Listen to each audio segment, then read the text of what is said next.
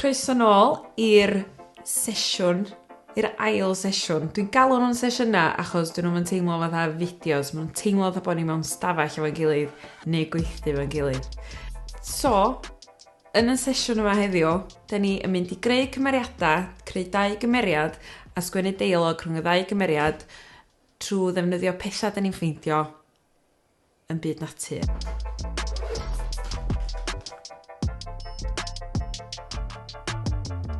Felly, peth cyntaf dyn ni'n gwneud, di rhoi'n cotio ymlaen a mynd am dro ac a bach awyr iach. Dwch.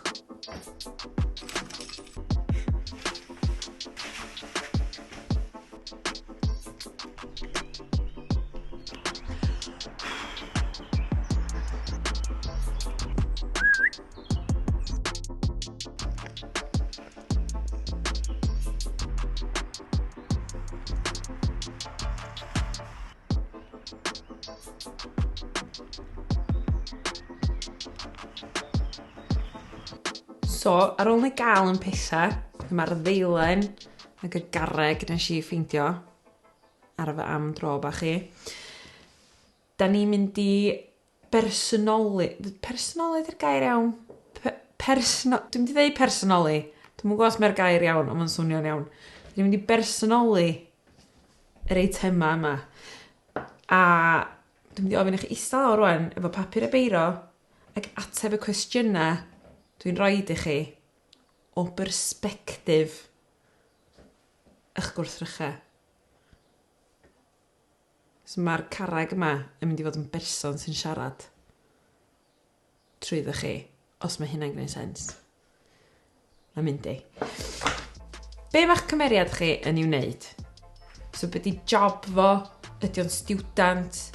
Ydy o'n ddiwaith? Ydy o'n ofalwr? Ydy o... Be mae'ch cymeriad chi'n neud? Be di swydd eich person chi? Triwch beth i'n meddwl amdano fo fatha carreg. Meddyliwch, os bysa'r carreg mewn berson, be sy'i swydd o? Neu wrth gwrs y ddeilen. Yr ail gwestiwn, pa fath o ddilliad mae'r cymeriad yn ei wisgo?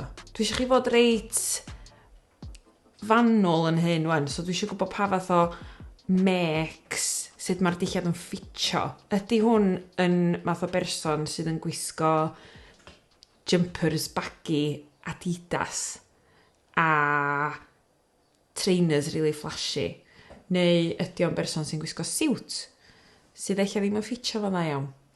Neu siwt sy'n ffitio fo'n berffaith? Y trydydd cwestiwn, pa fath o bosteri neu lluniau sydd gan eich cymeriad chi yn ei stafell wely nhw? So geith hyn fod fatha posters o gennych chi, unai rwan neu pan oedd nhw'n tyfu fyny. So fatha, dwi'n cofio gennau fatha posteri Leonardo DiCaprio yn y llofft i. Os gen Mr Carrag posteri o Leonardo DiCaprio neu rhywun fel la. Neu eich fatha brand ma'n rili licio, dwi'n mwyn, neu band neu beth fel la. So meddyliwch. Neu eich jyst lluniau teulu, celf, eich bod y licio mewn ei.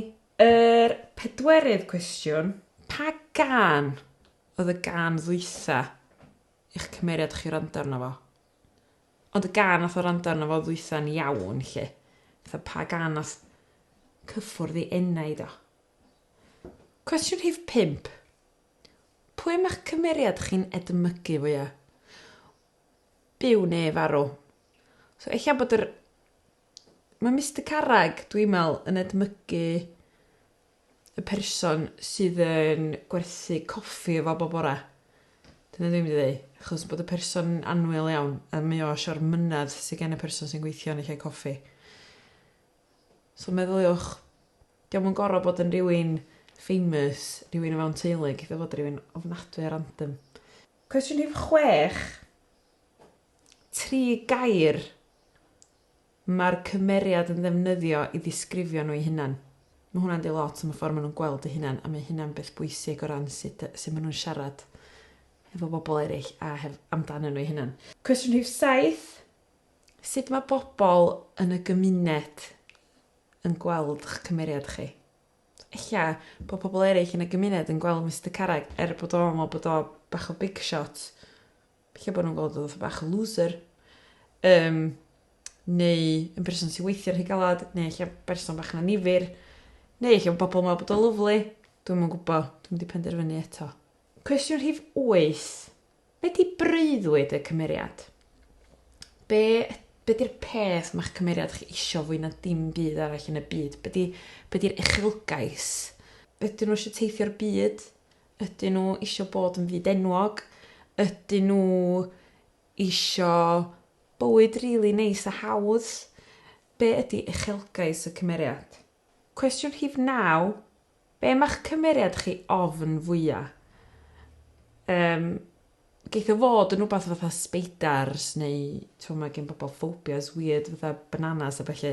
Neu geith o fod yr ofn go iawn. Eich bod o ofn cael ei wrthod, eich bod o ofn rhoi dy hun allan yna. Beth sy'n gweld, fear of judgment neu beth. Cwestiwn rhif 10. Be mae'r cymeriad yn gwneud rwan hyn? So, os ydych chi'n cael eich iechyd ac meddwl am eich cymeriad, be maen nhw'n gwneud rwan? Ysgrifennwch o lawr. Peidiwch y poeni, ydych chi'n mynd gorau sgipio nôl i rand ar y cwestiynau neu eto i atab nhw am yr ail gymeriad. Mae yna PDF yn dod hefo'r fideo yma, lle dwi wedi rhestru yr cwestiynau, so peidiwch y poeni am fynd nôl. Ond atebwch nhw o bersbectif y gwrthrych arall sydd yn gwneud y cymeriad arall. So mae gen i Mr Carreg a Mr Deilan. Neu Mrs Deilan, dwi'n gwybod. So rowch chi'n neud hynny efo'r 2 gymeriad. Rwan, ydych chi'n cael ei darn hwyl. Mae'ch cymeriadau chi yn cael cyfarfod. A maen nhw'n cael siarad efo'i gilydd. A dwi eisiau chi sgwennu dialog lle mae un ohonyn nhw rili isio rhywbeth gan yr un arall. Dyna eich sbardun chi. Mae gennych chi 5 munud i sgwennu. Ewch amdani.